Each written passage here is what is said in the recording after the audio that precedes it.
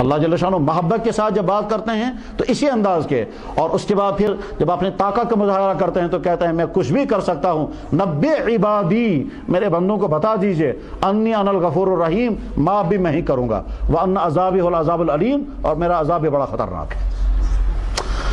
ایک طرف سے اللہ تعالیٰ شانہ کتنا رحیم، اللہ اکبر اللہ اکبر، ارشاد فرمایا کتب ربکم، تمہارے رب نے لکھا ہے،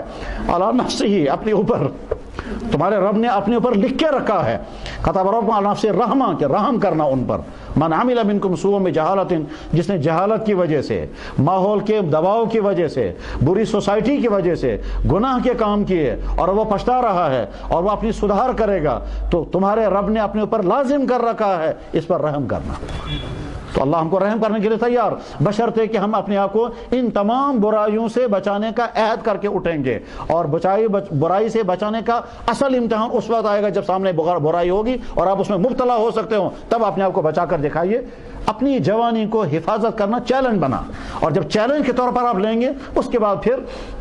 میں کر کے دکھاؤں گا۔ جیسے چلے کلان میں سردی سے اپنے آپ کو بچانے کے لیے سارے انتظامات کرتے ہیں، بس ٹھیک اس طرح سے ماحول کی برائیوں سے اپنے آپ کو بچانے کے لیے سارے انتظامات کریں، اپنے دماغ کو صاف رکھیں، اپنے پڑھنے کو صاف رکھیں، ٹی وی دیکھنا بند کر دیں، سارے چینلیں جن چینلوں کے اندر صرف رات و دن یہی سکھایا جا رہا ہے، کیا سکھایا جا رہا ہے؟ زناکاری کیسے ہوگی، قتل کیسے ہوں گے، ڈرگز کیسے ہوں گے، افیئرز کیسے، یہی ساری چینلوں کا خلاصہ ہے۔ اگر اس میں کوئی مفید پروگرام بھی ہوگا اس میں ننگی عورت آئے گی، اس میں بھی پہلے سیکس سے اثرات ضرور لائے جائیں گے، تو ساری دنیا اسی میں ڈوبی ہوئی ہے، اور یہ قیامت کی علامتوں میں سے اللہ کے نبی نے ارشاد فرمائی تھی۔ اسی لیے قرآن کریم میں جوانوں کے سامنے کردار لانے کے لیے اللہ تعالیٰ شاہ نے حضرت ابراہیم علیہ السلام کا تذکرہ کیا جوانی کے روپ میں، اس اول اصحاب کہف کا تذکرہ کیا جوانوں کے روپ میں، اور حضرت یوسف علیہ السلام کا سارا واقعہ بیان کیا، اس میں اہم کردار دکھانا تھا جوان نے اپنی جوانی کیسے بچائی، جبکہ دنیا کا سب سے خوبصورت ترین انسان حضرت یوسف علیہ السلام، اور اس زمانے کی سب سے خوبصورت ترین لیڈی زلیخا جو ملک کی فرسٹ لیڈی تھی، وہ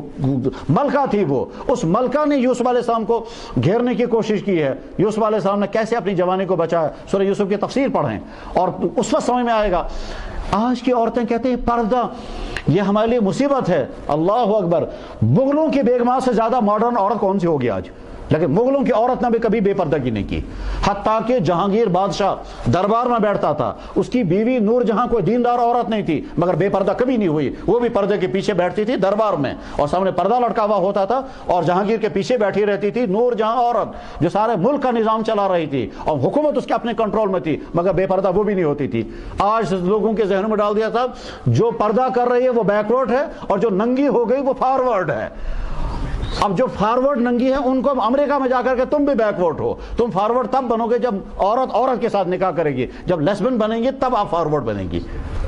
یہ فارورڈ بیکورڈ جو ہے یہ دھوکے کے الفاظ ہیں۔ فارورڈ وہ ہے جس کا کردار پاکیزہ، اور بیکورڈ وہ ہے جس کا کردار جانوروں سے زیادہ بدتر، جو زناکاریوں میں، جو ڈرگس میں، جو کرپشن میں، جو لوگوں کو ستانے میں، جو ماں باپ کی نافرمانی میں، جو فیشنوں میں، وہ ہے بیکورڈ انسان، کیونکہ اپنا کوئی کردار نہیں، وہ دوسروں کے تابع ہے، جو دوسرے کہیں گے ہم وہی کریں گے۔ اس لیے ہم یہاں سے نمبر ایک تو اللہ کا شکر ادا کریں گے، اللہ نے ہم کو مکمل باڈی عطا کی، الحمدللہ، کوئی ڈیفیکٹ نہیں رکھا، الحمدللہ، انسان بنایا، سارا جسم عطا کیا، انسان بنایا، جانوروں میں پیدا نہیں کیا، پھر ہم کو اسلام کی دولت عطا فرمائی، اس پر شکر ادا کر کے پھر توبہ کریں گے آج تک جتنی غلطیاں ہوئیں ان پر، اور آئندہ ارادہ کریں گے انشاءاللہ اپنے آپ کو پاک صاف رکھیں گے، جیسے جسمانی صحت کی فکر کریں گے ویسے روحانی صحت کی بھی فکر کریں گے، اور آئندہ فکر کرنے کے لیے جو کچھ ہمیں کرنا ہوگا وہ سارا ڈھونڈیں گے اور کریں گے۔ خاص طور پر پاک صاف نوجوانوں کے ساتھ رہنا شروع کر دیں، بلکہ یہاں تک کہنا صحیح ہے اگر کسی کا سگا بھائی بگڑا ہوا ہو اس سے بھی دور ہو جائیں، کسی کی سگی بہن اگر بگڑی ہوئی ہے اس سے بھی تعلقات کٹ کر لیں، سلام دعا تو رکھنا ضروری ہے، بات چیت بند نہیں کر سکتے، لیکن مل کر کے رہنا یہ صحیح نہیں ہے۔ چاہے اپنے،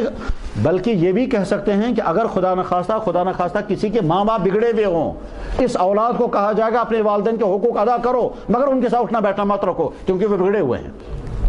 چنانچہ کتنے ہی گھروں میں ہیں ماں باپ جو ہیں وہ ایک نماز نہیں پڑھتے، رات دن ٹی ویوں میں ہیں، ان کے گھروں میں لگتا ہی نہیں یہ مسلمان ہیں، لڑکا سدھر گیا ہے، وہ لڑکا بیچارہ پریشان ہے، کہنے لگا جی وہاں ہر وقت میوزک چلتا ہے، وہاں ہر وقت فیشن کی باتیں ہوتی ہیں، وہاں ہر وقت جو ہے وہ فلم